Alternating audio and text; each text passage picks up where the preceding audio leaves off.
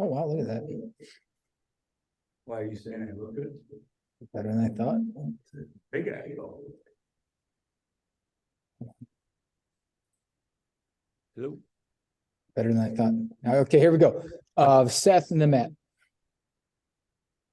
Rod, I feel like we ask you just variations of this type of thing every single week, but just the way Brendan played last week, obviously you guys didn't come out on top, but just what have you made of his continued progression and just the continued progress he's made since you took over the offense in October?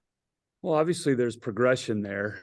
As you know, he's grown in just the game reps, right? And so I think he started out pretty slow, and he would admit that too, and then did some real nice things as well. Obviously it wasn't enough, and that's the bottom line to it, is that we didn't have enough good things over the course of the game to get over the hump as far as getting the win. But as far as his progression, it continues. I mean, young guys do this a little bit, and what is it, game 5 now or 4 that he's, I forget. So you're getting to a point where he does have good, a good rep base now, but it's still not a complete body of work, and still a lot of stuff to learn. We got a long ways to go, and but I like where we're headed for sure. Matt and Mason. Hey, Coach, I want to ask you, you guys, I think it was by far your best rushing game of the season on Saturday. Just, I guess how pleased were you with that? And just kind of what did you feel like were the reasons behind that?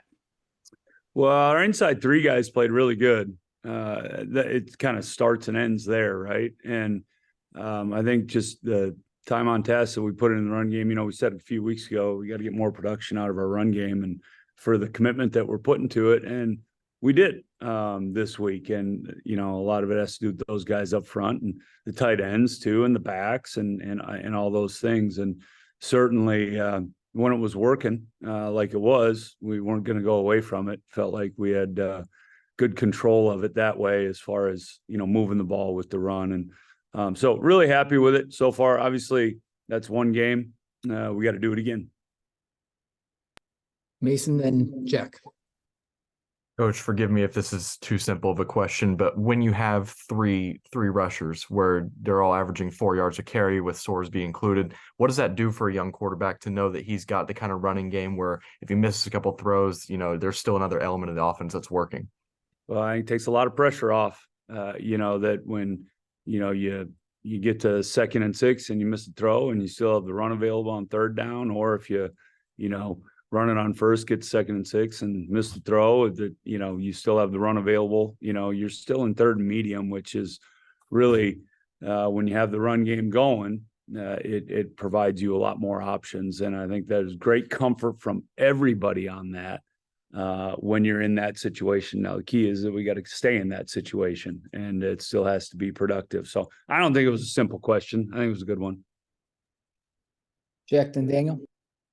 Hey, Rod, Trent Holland has kind of gone from a guy that wasn't really playing a lot at the start of the year to, now he's getting 19 carries. Was he someone that, like, when you took over, you pointed to as, hey, he needs to get more yards, or kind of what has he done to build a bigger role?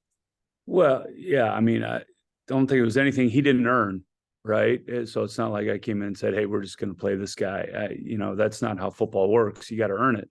And I think his consistent stuff, at least in the time I've been here over the past couple of years, is, he certainly has made that progression. And then you see again, when you get into a game and you've earned the opportunity to get into a game, that, live reps, you have a steeper learning curve on that. And so those live reps count for quite a bit more than practice reps. And so that's the challenge, you got to earn your opportunity through practice reps, and then you got to make the most of them when you get on the field. And he certainly has done that. And it's credit to him, and really happy for him. Daniel, then back to Matt. Yeah, kind of following up on that with Trent and then McCulley, Sorsby. I think EJ has 1 year left as well. The way that you guys kind of have a platform starting to form for 2024, how encouraging is that for you?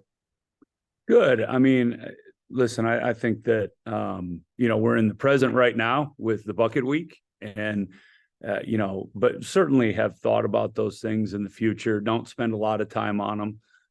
But like the progression that everyone's making right now, as far as what we're doing offensively, I like the progression. I don't like the results. And, that's something that comes along with the progression too. So we got to hurry that progression up, certainly this week, so we get the result that we want.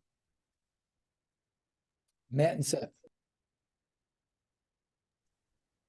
Hey, Coach, I wanted to ask you actually kind of two questions. First, how are you, how are you enjoying being back in the grind of Coach? I know you did it last year for the second half of the season, but kind of how are you enjoying it? And then for second thing is, as a former player, what does the old Oaken bucket mean to you?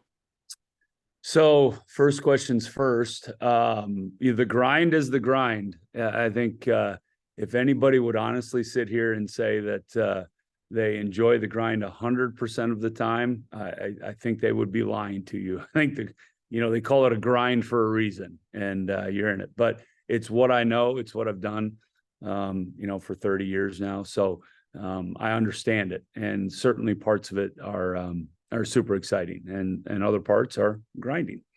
Bucket game, last year was my first year back involved in that since I played, and you remember all the emotions. And I just told the quarterbacks yesterday, from my perspective, that there are a lot of things, like I played a long time ago, and the guys give me a hard time. They say I played when we had leather helmets and stuff, but I said there are a lot of things you can't remember as far as specifics, because it was a while ago.